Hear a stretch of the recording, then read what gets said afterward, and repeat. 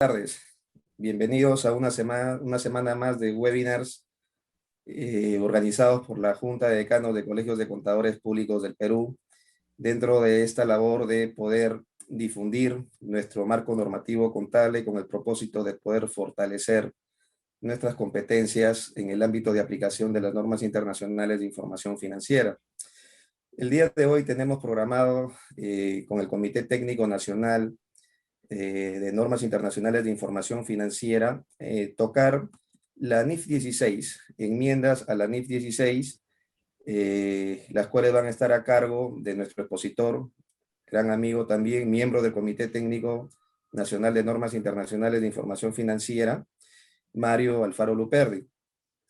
Mario es un conocedor de las normas contables, de las normas NIF, es gerente de auditoría con más de 15 años de experiencia, miembro del Comité Técnico de Auditoría y NIF de BDO Perú.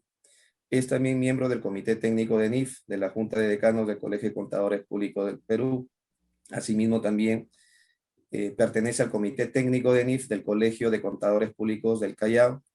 Es docente universitario en distintas universidades del país, y él nos va a hablar acerca justamente de este tema tan interesante y tan vigente hoy en día, que corresponde a la nueva modificación que ha sufrido la NIF 16.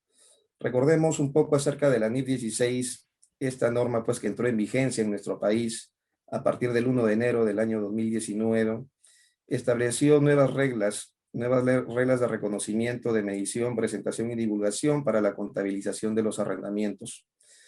Y con esta norma lo que el IASB logró fue mejorar la transparencia, mejorar la comparabilidad, poniendo punto final a las conjeturas que surgían al calcular las obligaciones por arrendamiento normalmente relevantes para las empresas.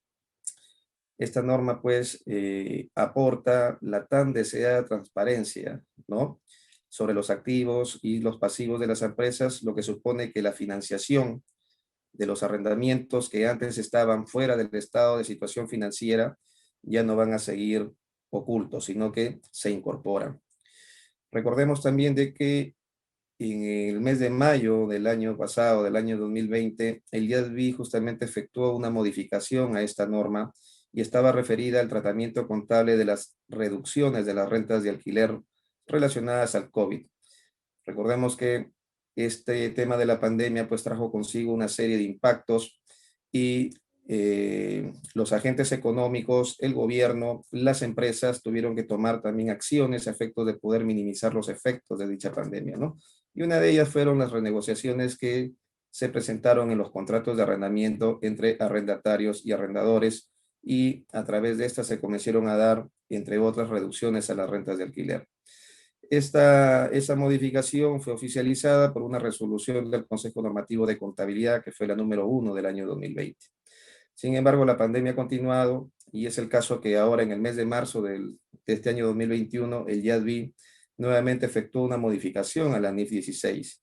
Esta modificación, denominada justamente reducciones del alquiler relacionados con el COVID-19, más allá del 30 de junio del 2021. Es decir, de manera específica trata sobre la solución práctica del famoso párrafo 46A de esta norma, ¿no?, que es sobre lo que nos va a hablar Mario Alfaro.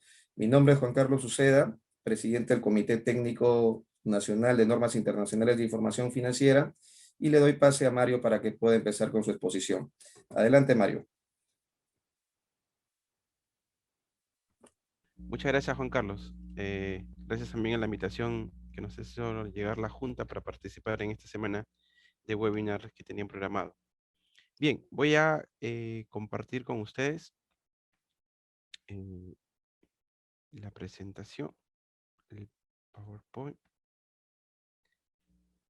Bien, como lo había indicado ya Juan Carlos, ¿no?, el IASB ha emitido hace un par de semanas atrás, ¿no?, una extensión a esta solución práctica o expediente práctico, como quieran llamarlo, ¿no?, que fue introducido en mayo del año 2020, producto en este caso de la pandemia que estamos viviendo. Antes de un poco explicar a qué está referido este tema de la solución práctica o el expediente práctico, ¿no?, o esta concesión de arriendos que que también se le conoce, ¿no? Un poco quería enfocarlos en algunos aspectos generales, ¿no? Que a pesar de que esta norma entró en vigencia en el año 2019, el 1 de enero de 2019, a nivel internacional, el Perú no ha sido la excepción, em, todavía quedan algunas dudas respecto a cómo aplicar la norma, cómo entender si estoy bajo el alcance de la misma o no. Como todos sabemos, bajo su antecesora, que era la NIC 17, se clasificaban los contratos en dos tipos, los arrendamientos financieros o los famosos arrendamientos operativos, ¿no? Y esto cambió a partir del 2019, ¿no? Con un único tratamiento para los dos tipos de contratos, simplemente un contrato de arrendamiento, en la medida que obviamente cumpla con estas tres condiciones que estuvieron establecidas en esa 16, ¿no? Primero que tengamos un activo identificado en el contrato, luego que pueda yo como arrendatario obtener beneficios económicos respecto a este contrato y que tenga el derecho a dirigir el uso del bien. Si cumplía estas tres normas, entonces estaba bajo el ámbito de aplicación. En caso no se puedan cumplir alguno de estos tres elementos, ¿no? La norma te decía, bueno, mira este contrato bajo cualquier otra norma NIF aplicable al respecto, ¿no? Eh, También se identificó y se precisó que debía determinarse el plazo del contrato, ¿no? ¿Esto por qué? Porque solía o suele ocurrir que muchos contratos son renovables, ¿no? De manera automática, al menos acá en Perú tenemos esa famosa cláusula de renovación automática en algunos contratos, ¿no? Eh, y por ende, la norma también establecía que se tenía que determinar el plazo del mismo, ¿no?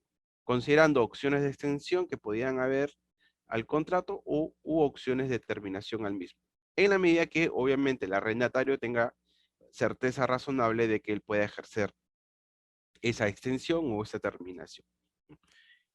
También la norma indicaba que teníamos que tener en cuenta el tema de la exención. Es decir, me podía escapar, me podía salir del ámbito de aplicación de la norma en la medida que el contrato como tal pueda calzar dentro de estas dos exenciones que había.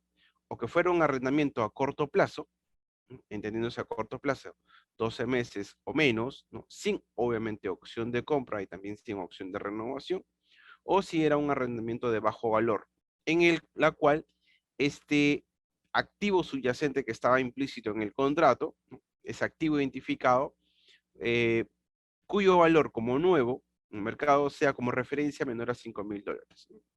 Entonces, esas eran las dos exenciones que daba la norma. ¿Y esto por qué hay que tomarlo en cuenta? Porque muchas empresas tienen o mantienen contratos de arrendamiento que pueden calzar en cualquiera de estas dos exenciones. Es decir, si yo arriendo un contrato o yo arriendo equipos de cómputo, por ejemplo, ¿no? Equipos de cómputo personal o computadoras personales para todos los trabajadores, ¿no? Muchos asociaban esta referencia de los $5.000 al valor del contrato, pero no es así. La norma hace referencia al activo subyacente implícito en el mismo. Es decir, si estoy arrendando computadoras, al valor de la computadora, pero como un valor nuevo. Todos sabemos que una computadora como nueva, obviamente, vale menos de $5.000 y por tanto podía caer dentro de la sección de que era un arrendamiento de bajo valor, ¿no? Distinto era si, por ejemplo, cuando se alquilan en las empresas mineras, ¿no? Por lo general, alquilan estas famosas camionetas 4x4, ¿no? Cuyo valor pues mensual estamos hablando pues de $800, $900, $1.000, ¿no? Que puede variar obviamente del modelo, ¿no?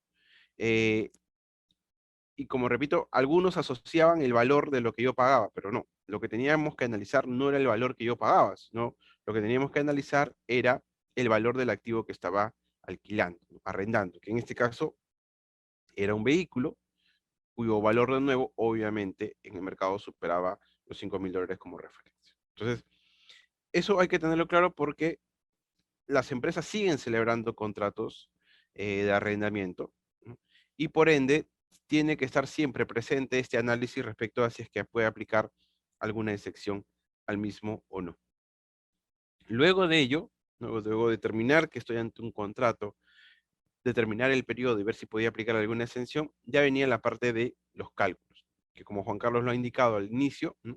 Aparece en mi famoso estado de situación financiera dos líneas, una en el activo y otra en el pasivo, que antes no figuraba, porque con la anterior norma, los contratos que eran sin opción de compra, o también llamados contratos operativos, solo aparecían en el estado de resultados en una línea como gasto por alquiler. Hoy esta norma hace que aparezca en el estado de situación financiera un activo por derecho en uso y un pasivo por arrendamiento. Entiéndase que este pasivo es el valor presente de una serie de componentes, como los pagos fijos pendientes desde la fecha de inicio, pagos variables, garantías del valor, opciones de compra, incluso penalidades por temas de cancelación. Todos esos componentes que al inicio del contrato pueden estar pendientes de pago, los tengo que traer al valor presente. Y para eso, para determinar el valor presente, lo que te dice la norma es, bueno, úsame la tasa de interés implícita en el contrato, ¿no? De ser obviamente posible y determinable. Caso contrario, si no hay una tasa de interés pactada en el mismo, tienes que usar la tasa de interés incremental del endeudamiento. ¿Qué es la tasa incremental? Y aquí es donde también han surgido una serie de dudas o cuestionamientos al respecto, ¿no? Porque muchos decían, uso mi tasa de mercado, ¿no? Me voy a SBS, cojo la tasa y esa es la tasa que voy a usar.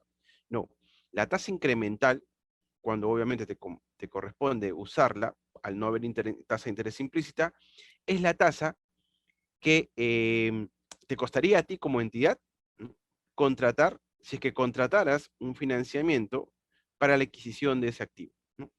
Considerando el mismo plazo del tiempo, el mismo plazo del contrato y también la misma moneda, ¿no? Muchas veces, y nos ha ocurrido que a veces en la práctica, todos quieren usar una única tasa para todos los contratos, sean en dólares o sean en soles. No, tiene que tomarse en cuenta que la tasa tiene que ser completamente diferenciada. Lo que es una tasa en soles, que por lo general es mucho más alta que una tasa en dólares. Entonces, no podemos usar una tasa única para contratos en moneda diferente, ¿no? Y obviamente que se tenga en cuenta el plazo. Un contrato a mayor plazo por lo general tiene una tasa un poco más baja de lo que es un contrato a corto plazo. ¿Ok? Lo que sí indicó la norma era que estaba prohibido que se usara la tasa Watt, ¿no? Obviamente porque no es recomendable y tiene otros fines.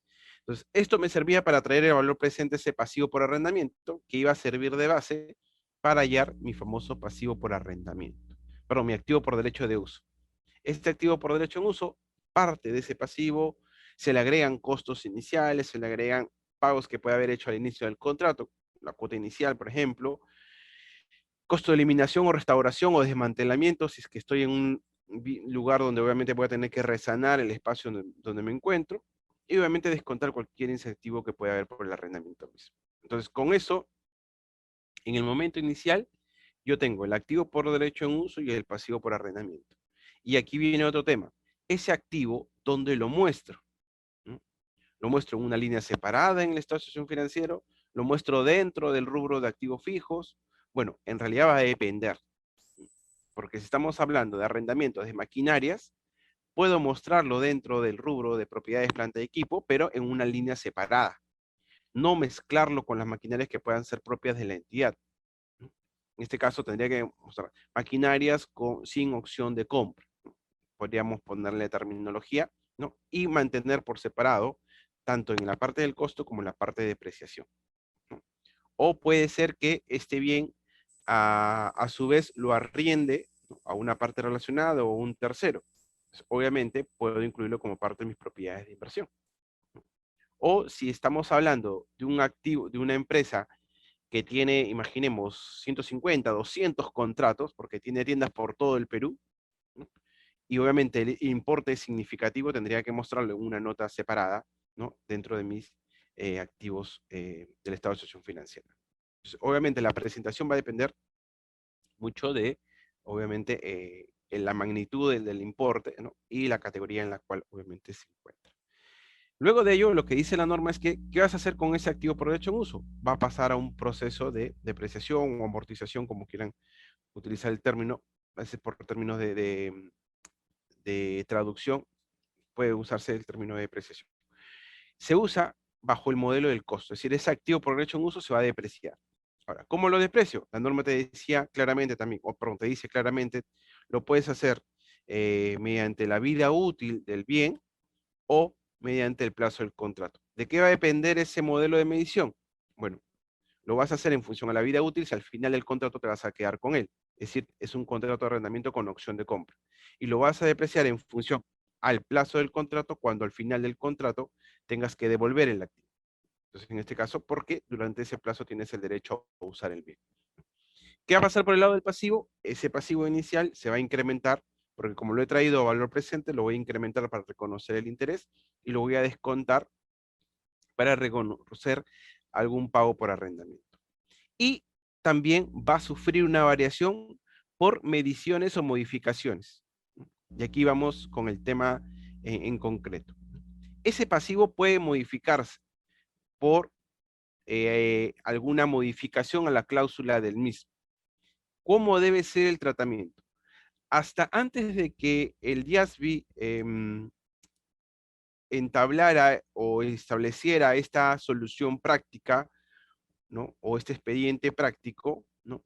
El tratamiento de cualquier modificación al contrato se tenía que tratar bajo lo que decía la norma. Pongamos el siguiente caso. Una empresa, ¿no? Celebra un contrato de arrendamiento, tiene costos iniciales de 20, estos pagos de arrendamiento son de 175,000, pagaderos al inicio de cada año, en un contrato de 5 años. Los términos contractuales le dan la opción a esta empresa de extender ese contrato por 3 años más, ¿no? Con pagos que van a aumentar a 200,000 a partir del año 5 si es que se ejerce la opción. En la fecha de inicio del arrendamiento, la tasa implícita no se puede determinar fácilmente, por lo que pasamos a usar la tasa incremental, que se determina en 5% anual. En la medición inicial, el arrendatario no cree ejercer razonablemente la opción de extensión del contrato. Por tanto, estamos hablando en el momento inicial que tengo que considerar un valor presente simplemente de pagos de 5 años, nada más. ¿Ok? Luego, al final del año 3 dice, las circunstancias en las operaciones se modifican de tal forma que el arrendatario dice, oye, no, me voy a ir hasta el año 8, ¿ok? Pero también la tasa incremental ya no va a ser del 5%, sino la tasa incremental es del 8%. ¿Cómo se trata eso? Bajo todo lo que hemos explicado, hemos indicado que yo tengo 4 pagos pendientes, porque recuerden que los pagos son hechos al inicio del contrato. Cuando yo celebro el contrato, ya hice el pago de 175,000, por tanto me quedan 4 pagos de 175. Todos los traigo a valor presente y esto me da un importe inicial de 620,541. ¿Ok? Eso es, digamos, sí, mi pasivo por arrendamiento. Diferente mi activo por derecho en uso, porque mi activo por derecho en uso va a estar conformado por estos 620,541, al cual le voy a tener que agregar los 175,000 que pagué como cuota inicial, ¿no? O como cuota 1. ¿Qué va a pasar con ese pasivo? Hemos dicho, ese pasivo se va a tener que incrementar, se va a ir reconociendo, se va incrementando para reconocer el interés producto de la medición a valor presente que hice del contrato, pero va a ser descontado por los pagos que voy realizando. ¿Ok? Entonces, lo que tengo es simplemente un famoso cuadro de amortización, ¿no? Que normalmente se utiliza en temas bancarios. Entonces, ¿qué tengo? Tengo mi valor inicial del activo por derecho en uso, que eran los 620,541, a los cuales he agregado los 175, que era la primera cuota, y estos costos directos iniciales de 20,000 también forman parte del activo por derecho en uso. Como mi contrato en el momento inicial era de 5 años, yo voy a, ese activo por derecho en uso lo voy a depreciar, lo voy a amortizar en estos 5 años. ¿Ok?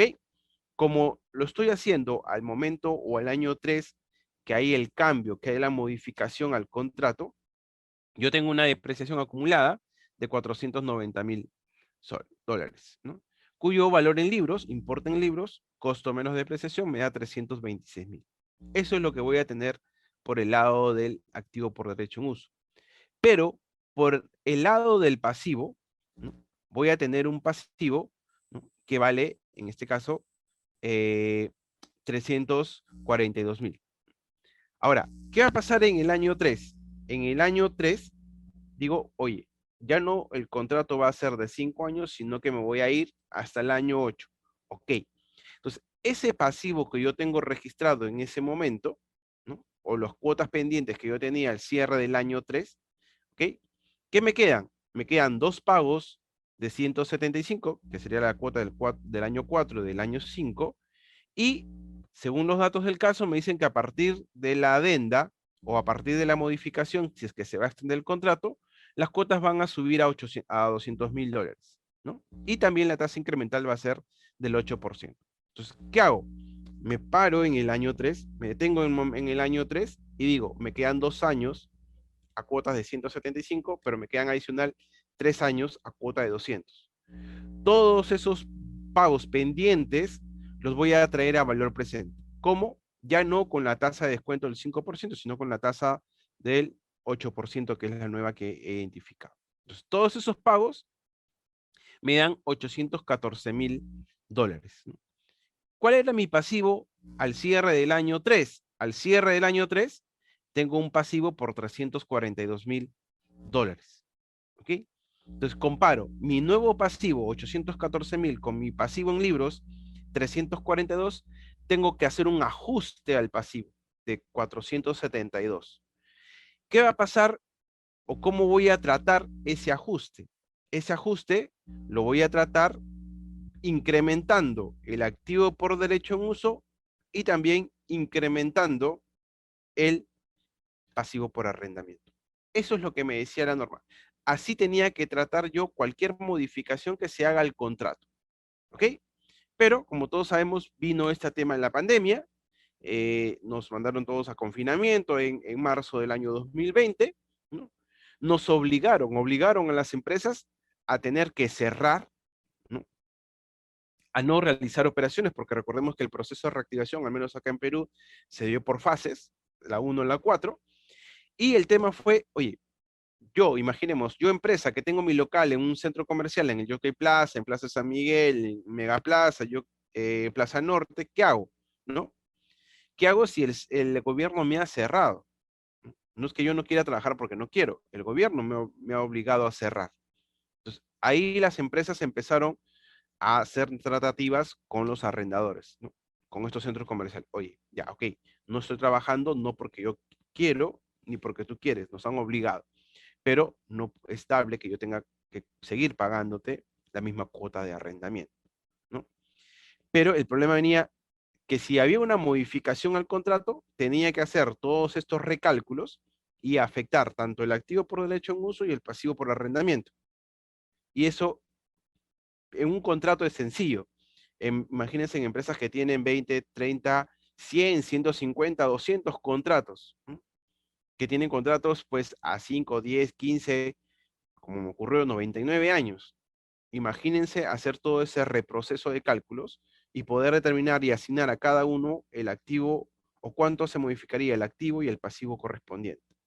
Entonces, ¿qué es lo que hizo el IASB? Bueno, vamos a introducir una solución práctica, que como repito, la introdujo en mayo del 2020, vigente a partir del 1 de junio del 2020, pero que podría ser aplicado de manera anticipada previa revelación en notas, ¿no? Pero este cambio que inicialmente propuso el IASB y que iba hasta el 30 de junio del año 2021, ¿ok? Se iba a hacer en la medida que cumplas ciertos requisitos o ciertas condiciones. ¿Cuáles son esos requisitos o condiciones? Primero, que esta concesión en el alquiler se haya producido producto de una consecuencia directa de la pandemia que vivimos. Obviamente, criterio y requisito que todo contrato y toda entidad era fácil cumplir. Segundo, que este criterio para aplicar la solución práctica estaba referido al cambio en los pagos, ¿no? Y que esos pagos o ese cambio en los pagos era resultado de una contraprestación menor a la que normalmente veníamos haciendo, que también obviamente era lógico. Si yo venía pagando 100 al centro comercial, abierto las 16, 18 horas que tenía el centro, ahora obviamente lo único que puedo pedir es una reducción del mismo. ¿Okay? Entonces, un criterio que también obviamente era fácil de cumplir. El tercer criterio, que la reducción en los pagos afecta solo los pagos que vencían inicialmente, y aquí no es 30 de junio de 2020, sino 30 de junio de 2021, ¿ok? Inicialmente era el 30 de junio de 2021. Lo que ha hecho el IASBI hace semanas atrás es prorrogar esa vigencia. Ya no con reducción de pagos que afectaran solo hasta el 30 de junio de 2021. Recordemos, estamos casi 30 de abril, ¿ok? Estamos casi 30 de abril, y esta pandemia todavía sigue para adelante. ¿Ok? Entonces, por eso que lo que hizo es, bueno, prorroguemos hasta el 30 de junio de 2021. Sabemos que hay un proceso de vacunación en curso en los países y todo lo demás, ¿no? Esperemos, pues, Dios mediante, que al junio del próximo año esta pandemia haya sido superada, Dios mediante, ¿no? Entonces, el tercer criterio era eso, una reducción en los pagos, ¿no? Que afectaran los pagos que vencían o hasta el 30 de junio del 2022 o antes. ¿Ok? Eso también obviamente era fácil de cumplir. Pero la otra condición que agregó el IASBI para aplicar esta solución práctica es que, ojo, no me modifiques cualquier otro término o condición del contrato de arrendamiento. Es decir, no aproveches, ¿no?, el pánico para incluir nuevos activos, quitar activos, extender plazos, etcétera, etcétera. No, no aproveches esta situación para eso. Porque de lo contrario, si tú modificas algún otro término o condición del contrato, entonces no está permitida la solución práctica. Y por ende, tienes que aplicar los requisitos de una modificación del contrato, ¿no? Afectar tanto activo como el pasivo, e incluso reestructurar o recalcular intereses o depreciación que puedas haber determinado en su momento. Pero si no has cambiado alguna condición o no has cambiado más que el tema de los pagos, la solución práctica era permitida. Y para que podamos aplicar esta solución práctica, ¿no?, vamos a hacer una secuencia de pasos. Primero, determinar si esta concesión de alquiler, esta concesión de arriendo, ¿no?, cumple con estos criterios o requisitos que estableció la solución práctica, ¿no?, para ver si la puedo aplicar o no. Segundo, si se aplica, determinar el punto en el que el pasivo se va a dar de baja en cuentas o se va a dar de baja parcialmente, ¿no? Es decir, hay un momento donde yo tengo que identificar cuándo voy a aplicar esta solución práctica, y será cuando se formalice esta modificación al contrato. ¿Ok? Algunos dicen, oye, ya, lo llevo desde que empezó la pandemia. No, desde que empezó la pandemia no hubo la modificación. Si en junio, julio, agosto te sentaste con el arrendador a tratar, a modificar o, digamos así, a reducir estos pagos, la entrada en vigencia o el cálculo de este nuevo pasivo o de la baja en el pasivo que tienes existente se va a dar cuando apliques o cuando se formalice esta situación, ¿no?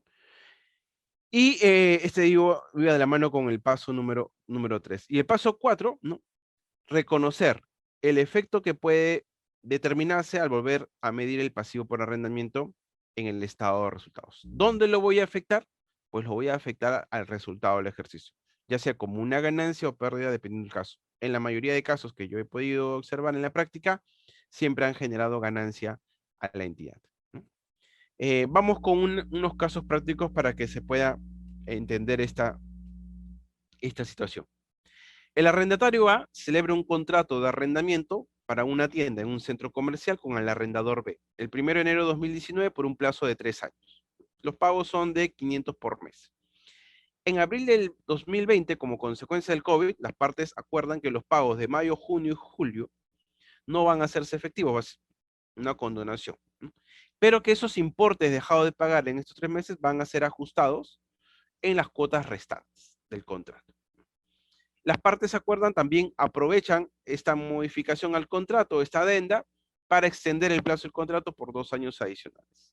En este caso, estamos frente a un cambio que debe ser tratado como una modificación al contrato antes de esa solución práctica, o podríamos hacer uso de esta solución práctica que estableció el IASB. En este caso, primero analicemos el contexto y analicemos cada uno de los 4 criterios que estableció la norma. Entonces, vamos. Primero, esta concesión ocurrió como consecuencia directa del COVID, sí, porque se hizo en abril del 2020, producto obviamente de la pandemia. Ok. El cambio en los pagos da como resultado una contraprestación menor, sí, bueno, voy a dejar de pagar 3 meses, pero lo condonado lo voy a considerar en los cuotas restantes, ok. Pero hay una reducción de los pagos. Tercero, la reducción afecta solo los pagos hasta el 30 de junio del 2021 o antes, que era la fecha inicial. Bueno, en este caso, sí, porque eh, voy a hacerlo durante este plazo de tiempo. Y tercero, perdón, ¿se ha producido algún otro cambio sustancial en los términos y condiciones? Aquí viene el kit. Sí, he aprovechado esta situación para extender mi plazo por 2 años más. En este caso, no te está permitida la solución práctica, ¿no? Porque la norma es clara. Este criterio 4 te tendría que cumplir. No debe haber ningún otro cambio sustancial más que asociados al tema de reducción de pagos, ¿no? Productos de la pandemia y hasta inicialmente que era el 30 de junio de 2021 y como hemos indicado, se ha prorrogado hasta el 30 de junio del 2022. Entonces, en este caso, este cambio en el contrato se va a tener que tratar como una modificación al mismo. Por tanto, tengo que rehacer y recalcular todo y afectar tanto al activo por derecho en uso, perdón, tanto al pasivo por arrendamiento como al activo por derecho de uso, ¿no? Vamos con el siguiente caso. El arrendatario A igual celebra un contrato en un centro comercial, ¿no? El 1 de enero por un plazo de 3 años, los pagos son de 100 por mes, 100.000 por mes. El 1 de enero el pasivo se mide a valor presente, es decir, tengo este, 35 cuotas de 100.000, ¿no? Traídas a valor presente con una tasa del 5% anual, eso me da como medición inicial 3.350.000, ¿ok? Dice, el arrendatario realiza todos sus pagos a tiempo, ¿no? Desde el 1 de enero de 2019 hasta el 30 de junio del 2020. Es decir, a pesar de que estuvo en pandemia, hizo el esfuerzo y siguió pagando, ¿no? El 1 de julio del 2020, yo mantenía un activo que venía depreciando a 36 meses y tengo un pasivo también por arrendamiento, que inicialmente estaba a 3.350.000, se había incrementado para reconocer los intereses por ese periodo, pero se habían descontado los pagos de 100 todos los meses que venía haciendo, ¿no? Y me queda que al 1 de julio tengo un pasivo de 1.738.000, 1.738.000, que son los 18 pagos que me quedan todavía pendientes por hacer. Es en ese momento, 1 de julio, que las partes acuerdan aplazar los pagos de arrendamiento. Oye, julio ya te he venido pagando desde marzo, abril, mayo, junio, ¿no? Haciendo el esfuerzo. Yo no tengo forma de hacerlo, ¿no? La reactivación, estoy en la fase 4, me toca recién a partir de octubre. Ok, acordemos que los pagos de julio, agosto, septiembre, ¿ok? Esos 100, ¿no? Esos 300 dejado de pagar, lo vamos a amortizar en un doceavo por los meses desde octubre de 2020 hasta septiembre del 2021. Ok, perfecto. Entonces, en este caso, estoy cumpliendo, en este caso, las condiciones. Por lo tanto, dice, la contraprestación modificada consiste en que voy a hacer pagos ahora de 125 desde octubre de 2020 hasta septiembre de 2021 y 100 desde octubre de 2021 a diciembre de 2021, que es donde termina el contrato, ¿no? Se pregunta, ¿esos cambios en estas cláusulas deben ser tratadas como una modificación al contrato o la aplicación de una solución práctica? En este caso, analicemos los 4 criterios. Punto 1, producto de la pandemia, la reducción, sí, es producto de la pandemia. ¿Hay una contraprestación menor? Sí, hay una contraprestación menor. En este caso voy a dejar de pagar 3 cuotas, ¿no? Porque obviamente las condiciones así lo ameritan. Punto 3, esto afecta hasta el 30 de junio del 2022, ¿ok? Que es la prórroga. Sí, es hasta el 31, se afecta, ¿no? Porque la reducción es simplemente junio, julio, agosto, ¿ok? O, perdón, julio, agosto, septiembre, ¿ok?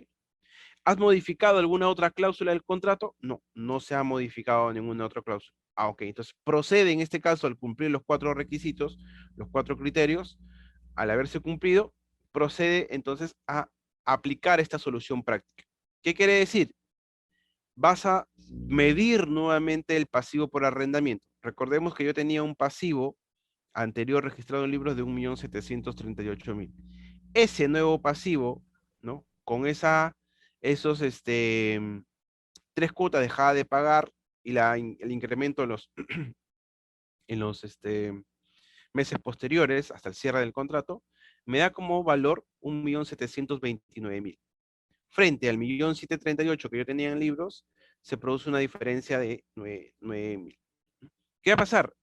La norma me dice, como has aplicado o como estás dentro de la solución práctica aplicable, ya no vas a tener que hacer nada con el activo por derecho en uso. Pero ese pasivo por arrendamiento que tenías en libros, que valía 1.738.000, debe valer ahora 1.729.000. Por tanto, debo reconocer ese efecto reduciendo mi pasivo por arrendamiento y afectando mi resultado del ejercicio. En este caso, se va a producir una ganancia para efectos de la compañía. Ese es, a eso se refiere la norma con respecto a la solución práctica. Otro ejemplo para que se pueda ver, ¿no? Dice, el 1 de julio, el arrendatario A, ¿no? Acuerdan que el alquiler ahora de julio a diciembre de 2020 se va a reducir en un 15%. Esta reducción no está condicionada a ningún evento futuro. Es decir, ya no voy a dejar de pagar 3 meses, sino que a partir de julio y hasta diciembre de 2020 voy a reducir 15% de los 100 que normalmente venía pagando. Entonces, nuevamente, hago nuevamente el mapeo de los 4 criterios, ¿no? Producto de la pandemia, sí. Reducción del valor, sí, reducción del 15%. ¿Va hasta junio 2021 o 2022 que es la exención? Sí, es posible. ¿Hay alguna otra modificación al contrato? No se ha producido. Estoy dentro del ámbito de aplicación de la solución práctica y por tanto he cubierto todos los criterios establecidos como tal. ¿Qué hago? Nuevamente definimos cuánto es lo que vale el activo actual, que valía 1.738.000, el nuevo pasivo vale 1.649.000, ¿no? Considerando esta reducción de esos pagos del 15%. ¿El efecto cuál es? Un menor pasivo, un menor pasivo en 89.000. ¿Qué hago? Ajusto pasivo contra resultado del ejercicio. Como ven, en ningún momento estoy digamos así, afectando el activo por derecho en uso. Solo estoy afectando el pasivo por arrendamiento. ¿Ok? Y finalmente, un otro caso. El 1 de julio de 2020, acuerdan que el arriendo de julio a diciembre va a ser reducido en 15%, mientras que, o siempre y cuando, el flujo en el centro comercial también sea 15% menos comparado con lo que tenía el año anterior.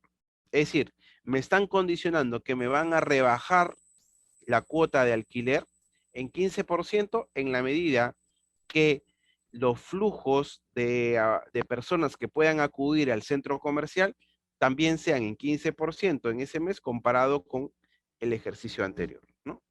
Dice, cada mes es evaluado contra el mismo mes del año anterior de manera individual.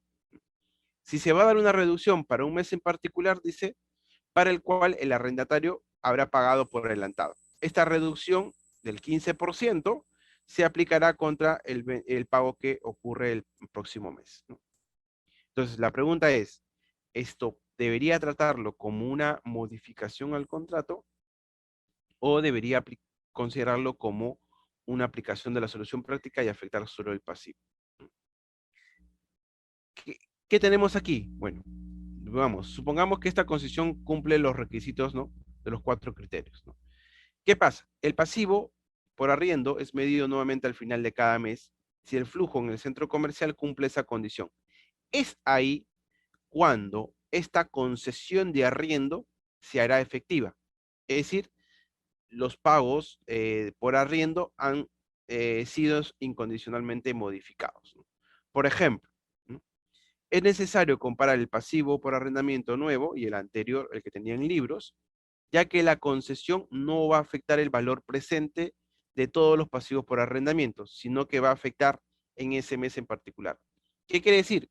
Que no es que yo tenga que hacer una proyección y traer a valor presente con este flujo reducido, porque recuerde, esa reducción del 15% está condicionado a que también afluya menos personas en comparación al mismo mes del ejercicio anterior. Entonces, en este caso, yo no puedo hacer como lo hicimos en el caso anterior, en el 2A, no puedo hacer esa comparación y determinar de manera inmediata el resultado del ejercicio por todo el plazo del contrato. Lo voy a tener que hacer individualizado cada mes en la medida que obviamente se cumple ese criterio. Y como en cada uno de los meses yo voy a tener que, entre comillas, pagar 100, pero si está reducido voy a pagar 85, en ese mes en el cual yo tenga que pagar esos 100, pero que por haber cumplido esta condición de que sí hubo una reducción del 15%, voy a pagar los 85, recién en ese mes, por esa cuota en particular, reconoceré esos 15, perdón, en el resultado del ejercicio. Entonces, esas son situaciones que yo tengo que hacer. Por eso es que ustedes ven que aquí el pasivo por arrendamiento reducido el 1 de julio no es los 89 que, por ejemplo, habíamos visto en el caso 2A. No es por todo el contrato, sino va a ser analizado cuota por cuota. ¿Esto por qué? ¿Por qué lo hago de esta forma? ¿Por qué lo voy a conceptualizar o tratar de manera individualizada en cada periodo? Esto tomando en cuenta que yo no puedo ajustar la reducción del arriendo, ¿no? Para los meses de agosto a diciembre porque yo no tengo certeza de que se vaya a producir esa reducción del 15%. Y además, porque tomando en cuenta la NIF 9, instrumentos financieros, no estaría cumpliendo con los requisitos para dar de baja en cuentas a ese pasivo financiero. Recordemos que el pasivo por arrendamiento entra en el alcance de la NIF 9, instrumentos financieros, como un pasivo financiero. Y por tanto, si bien es cierto, lo trato en el momento inicial bajo el ámbito de la NIF 16, ¿no?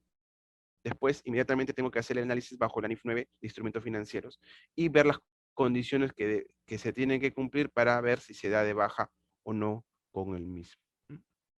Entonces, pero igual, el efecto sigue siendo una reducción del pasivo contra efecto en resultado del ejercicio, ¿no? ¿Qué tenemos en este caso en síntesis, ¿no? En resumen, ¿no? En resumen, tenemos que cuando estoy aplicando la modificación al contrato tal cual, es decir, sin recurso práctico, sin solución práctica, sin expediente práctico, lo que voy a tener es que cada vez que haya un ajuste en el contrato, una adenda, una modificación al mismo, ¿no? Voy a tener un efecto en el pasivo por arrendamiento, voy a tener un efecto en el activo por derecho en uso a través de un ajuste, ¿no? Voy a tener que volver a medir el pasivo considerando las tasas de descuento o la modificación a la tasa de descuento que se pueda dar. Y en este caso no va a haber efecto en resultados, salvo que se haga una modificación a los gastos financieros ya calculados o a la depreciación ya determinada. Pero si cumplo los 4 criterios y puedo aplicar esta solución práctica o este recurso práctico, esa contraprestación modificada, ¿no? Va a tener efectos en el pasivo por arrendamiento, no va a tener efectos en el activo por derecho en uso, ¿no?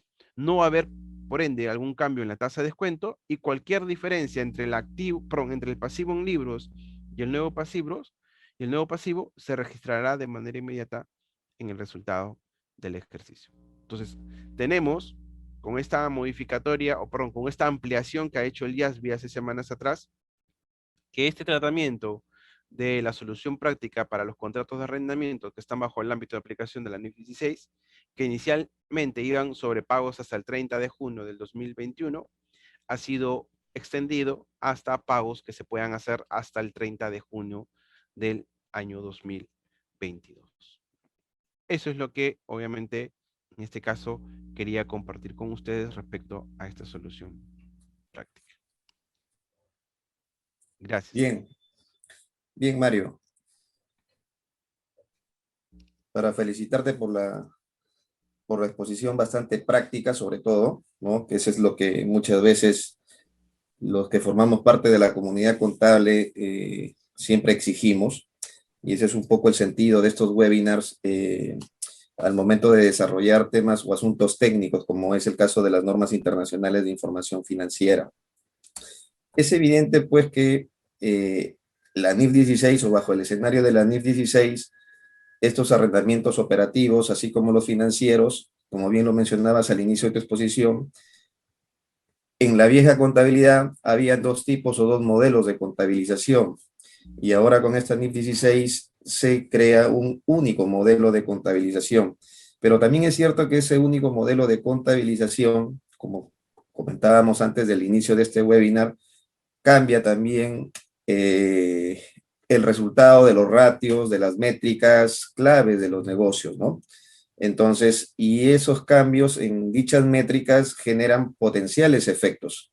Y hemos visto que esos potenciales efectos terminan materializándose en la incorporación de nuevos activos o de nuevos pasivos, bajo una regla de medición al momento del reconocimiento inicial y que posteriormente se tienen que ir remidiendo y que pueden producir cambios en la estructura financiera, tanto de activos como pasivos, o en su defecto pueden producir esta suerte de ingresos tipo de compensación variable cuando se trata de las concesiones y que han sido tratadas como reducciones y no como modificaciones al contrato. Pero también comentábamos que esto pues trae efectos en indicadores como el caso de Levita o también como el caso de la última línea del estado de resultados, y ahí viene la pregunta respecto de la política de dividendos, ¿no? Hablabas tú respecto de aquellas empresas que tienen una fuerte carga de contratos de arrendamiento. Por ejemplo, las franquicias de Movistar trabajan básicamente con contratos de arrendamiento. No trabajan con locales propios, sino locales arrendados. Y dichos locales son por horizontes de tiempo pues superiores a los 5 o hasta los 10 años y son más de 20, más de 50 contratos que pueden tener, ¿no? Entonces, veíamos de que el efecto de la contabilización de este modelo único en el caso de los arrendamientos operativos supone el reconocimiento de fuertes cargas de depreciación, Ujú. aparte también de los intereses como consecuencia del descuento de cada una de las cuotas que trajimos al valor presente. En tu experiencia, porque tú eres auditor también, eh, ¿cuál ha sido un poco el impacto y también un poco la reacción por parte del accionista o por parte del inversionista al haberse visto afectado también de repente las utilidades distribuibles dentro del marco de la política de dividendos que pueda tener la compañía, ¿no? Hay empresas que acostumbran ya durante todo el año ir pagando dividendos provisorios o dividendos a cuenta o anticipo de dividendos respecto de una utilidad futura, ¿no? Y que con el cambio de esta norma, pues esa utilidad también se puede haber visto afectada. ¿Qué nos puedes comentar al respecto? Sí, en efecto, como tú comentas, como se puede apreciar en esta norma, tenemos que quitamos el famoso gasto por alquiler que antes aparecía en el estado de resultados para que ahora ese gasto por alquiler se convierta en un gasto por interés y un gasto por depreciación. ¿No? Que por lo general en los primeros años siempre el efecto es mayor, a diferencia de las normas del FASB, ¿no? Acá el efecto sí es que en los primeros años va a tener un mayor gasto con respecto a lo que venía tomando y en algún momento o a la mitad del contrato se forma el famoso punto de quiebre, ¿no? Y se empieza a revertir un menor gasto contable a lo que normalmente tenía, ¿no? En las empresas, obviamente eso ha tenido un impacto. Cuando nosotros presentamos el proforma, el estado financiero proforma con estos ajustes de lo que sería el NIF 16, como tú indicabas, lo primero que dice el accionista es, oye, mi utilidad se ve reducida, por tanto mi beneficio como dividendo también, ¿no? Pero se trataba de explicar, ¿no? Que el efecto que tenía estos contratos en el corto, mediano o largo plazo, dependiendo la modalidad de los contratos, ¿no? Y algunos optaban que, por ejemplo, cuando eran contratos de corto plazo, estamos hablando de contratos de 3, 5, 6 años, eh, algunos han optado por, hoy voy a suspender la distribución de dividendos por ese periodo de tiempo, ¿no? Hasta que haya este famoso punto de quiebre y poder hacer la distribución. Pero en contratos que ya estábamos hablando de una cantidad, pues, 20, 30, 50 años, ¿no? Lo que el accionista simplemente decía, igual yo quiero mi dividendo, ¿no? Basado en lo que, si bien es cierto, voy a tener una rentabilidad menor producto de esto, ¿no? Quiero retirar mi beneficio, ¿no? Y se retiraban los dividendos. Incluso cae la suerte que algunas empresas tienen por políticas adelantar dividendos de lo que van a hacer al final del ejercicio, ¿no? Y hacia un pequeño adelante. Y a veces se adelantan más de lo que obviamente correspondía, ¿no? Y quedan como pendientes de aplicar o a dividendos adelantados, ¿no? De El ejercicios siguiente año. futuros, de ejercicios Claro. futuros, ¿no? ¿Esto por qué? Porque no tenían en algunos casos mapeado esta situación de este mayor gasto que se produce producto de esta norma aplicable que es la NIF 16. Ok.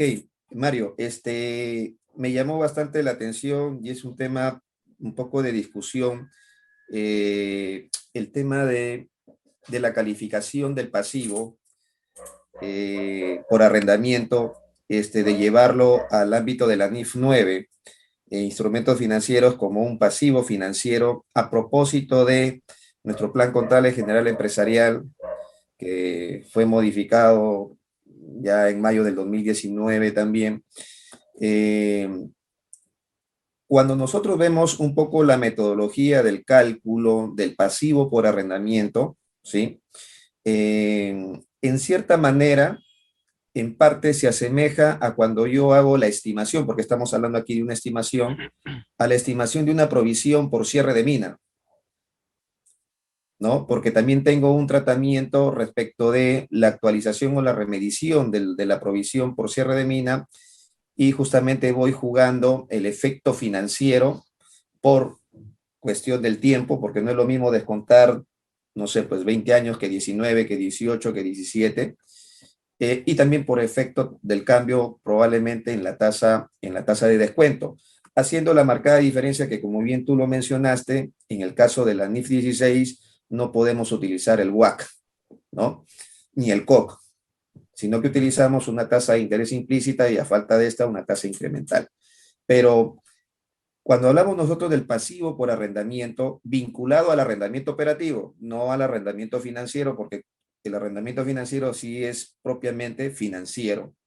Pero en el caso del arrendamiento operativo, lo que yo voy reconociendo es un pasivo de tipo provisión, ¿sí? De tipo NIC 37, que también incluye dentro de la medición cuando hay una diferencia sustancial en el tiempo en cuanto a la cancelación respecto de la presentación.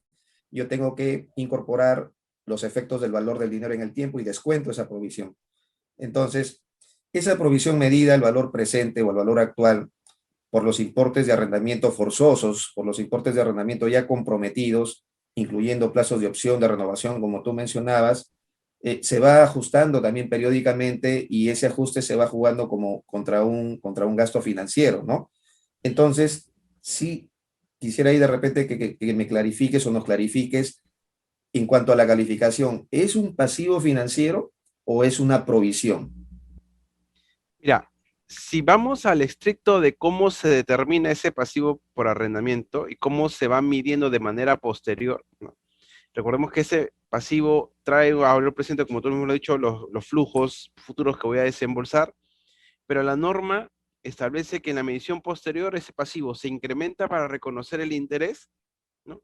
Y se va disminuyendo para reconocer pagos. Esa famosa fórmula se asemeja a lo que en NIF 9 o en temas financieros se conoce como el costo amortizado. El costo Ujú. amortizado es un valor inicial que se incrementa por una tasa, perdón, se va incrementando por un interés, en este caso me dio una tasa efectiva, y se va descontando por pagos, ¿no? Entonces, por eso es que eh, esta forma de cálculo lo asemeja mucho a un tipo costo amortizado, ¿no? Y además, como tú indicas, ¿no? A diferencia, por ejemplo, del NIC 37, que yo traigo a valor presente, un valor, un importe futuro, ¿no? Y lo voy incrementando por interés, pero a diferencia de la NIC 37 no hay pago. El pago recién ocurre al final, en este caso, del estimado, ¿no? En este caso de la NIF 16 sí se van haciendo pagos, obviamente dependiendo del tipo de contrato, mensuales, bimensuales, semestrales o anuales, se van haciendo los pagos respectivos. Es por eso que, y también tomando en cuenta eh, la definición de lo que sería un pasivo financiero, basado en lo que dice la NIC 32, para mí eso es una obligación, mientras que para la otra parte califica también como un derecho que tiene a cobrar ese importe. No lo está cobrando del todo, pero ya tiene el derecho legal implícito reconocido de que hay un compromiso de pago por parte de la entidad. Entonces, desde mi punto de vista, eso califica, ¿no? O cumple los requisitos para ser considerado más como un pasivo financiero bajo el ámbito de NIF 9 que como una provisión bajo el ámbito de la NIF 37. Ok, y ahí entonces podríamos en todo caso concluir de que habría que revisar el plan contable, respecto de, digamos, la mecánica de contabilización que nos trae, que recoge el plan contable. Sí, porque en el plan contable está como una provisión en una cuenta 48, ¿no? Entonces yo creo Ujú. que debemos, o debería al momento de revisarse el plan contable, ¿no? Subirlo y obviamente dependiendo si es con opción de compra o no, categorizarlo en otra cuenta o en otro pasivo, no como considerarlo como Porque una en opción. los arrendamientos financieros sí están, digamos, dentro de la cuenta de las obligaciones financieras como pasivo financiero propiamente dicho. Por eso es que te Sí, decía, ¿no? En el tema del arrendamiento financiero está claro que eso sí, 300% es un pasivo financiero, ¿no? Pero generaba la duda respecto del pasivo por arrendamiento derivado de un arrendamiento operativo. Entonces, siguiendo en ese orden de ideas, si el pasivo por arrendamiento originado por un arrendamiento operativo es un pasivo financiero, entonces sería una partida monetaria y tendría que incorporar los efectos de las variaciones de la tasa de cambio cuando se tratan de contratos en moneda extranjera. sí, claro, sí se considera. Entonces, no solamente voy a tener una afectación, volviendo a la primera pregunta del tema de los dividendos que se afectan por los cargos por depreciación o amortización, y el gasto financiero por el descuento de las cuotas, sino que adicionalmente voy a tener un efecto de la diferencia en cambio que se ha pronunciado más ahora con, Altas, altas. con el incremento de la tasa de cambio, ¿no? Sí, Interesante esos temas porque eso después también tiene, como tú sabes muy bien, una consecuencia tributaria en el manejo del impuesto a las ganancias diferido, ¿no? Eh, bueno, el tema da para más en realidad, Mario, ya estamos casi en la hora, pero voy a ir con una última pregunta, y si es que no da tiempo todavía, con una adicional. Am, Respecto del tema de la certeza razonable que el arrendador tiene para medir, o perdón, para ejercer la opción de renovación automática, que muchos contratos a veces la traen, pero en la cláusula de renovación automática indican de que se renueva automáticamente estableciendo nuevas condiciones respecto de las rentas de alquiler. En esos casos, entonces, por más alto grado de certeza que pueda tener el arrendatario, tendría que considerar esa cláusula de arrendamiento para medir el pasivo. sí, claro. A ver, en la práctica, esas renovaciones pueden, o esa renovación automática las condiciona por lo general siempre a temas de pagos, ¿no? Oye, un incremento de tanto por ciento, o lo indexan a, oye, un incremento basado en el índice de precios al por mayor, al Ujú. consumidor, qué sé yo. Siempre tratan de conjugar esa cláusula de renovación con una modificación al plazo, ¿no? Pero también obviamente como indica, si bien es cierto, se tiene que tener desde el punto de vista de la renta una certeza razonable para aplicar la modificación, o perdón, para considerar el plazo de extensión, ¿no? Tengo que también tener muy en claro cuáles podrían ser esas cláusulas de extensión, ¿no? O a qué va a estar condicionado eso. Porque, no sé, puede darse el caso de que, oye, ok, te permito renovar el contrato, pero en la medida que me dejes, no sé, una parte del bien, del activo que estábamos arrendando, que lo dejes, o que, no sé, te puedo reubicar tipo centros comerciales, ¿no? Oye, ok, tenemos 3 años, yo te voy a renovar, pero sabes que ya no vas a estar en el sitio H, vas a estar ahora en el sitio D. En los centros comerciales es típico esa reubicación de los espacios, ¿no? Entonces, obviamente tengo que tomar en consideración esas renovaciones, porque obviamente eso pueden hacer que haya una modificación al contrato y que obviamente tenga que evaluarse, porque si ya me reubican y estamos hablando, por ejemplo, de metrajes diferentes, obviamente hay un cambio en el pasivo por arrendamiento que tengo que considerarlo y no tratarlo por la solución práctica, sino tratarlo como una modificación del contrato. Perfecto, Mario. Perfecto. Bueno, estamos en la hora. No sé, tus palabras finales para cerrar este webinar. Y como te dije, este tema siempre da para más cuando lo enfocamos desde una perspectiva práctica. Resulta muy interesante la casuística que va surgiendo para poder enriquecer nuestros conocimientos. Así es, no, simplemente agradecerles a ustedes, la Junta, ¿no? En especial al Comité Técnico Nacional del NIF, en el cual también obviamente somos parte, Juan Carlos y yo, por esta invitación que nos han hecho y los invitamos a seguir participando de estos webinars, ¿no? Y con las programaciones que se van a hacer a futuro como parte del comité. Muy bien. Gracias, Mario. Gracias a los colegas que nos han estado siguiendo en este webinar. Misión cumplida. Un agradecimiento también a la firma BDO, que siempre nos acompaña. Y como dice Mario, invitarlos a que sigan ustedes conectados para poder estar presentes en el siguiente webinar y también el próximo pasado mañana, o perdón, ya día jueves terminamos este webinar de esta semana y esperarlos próximamente el siguiente mes nuevamente de acuerdo a nuestra programación. Muchas gracias y que tengan muy buenas noches. Gracias, Mario, nuevamente. Gracias, buenas noches con todos.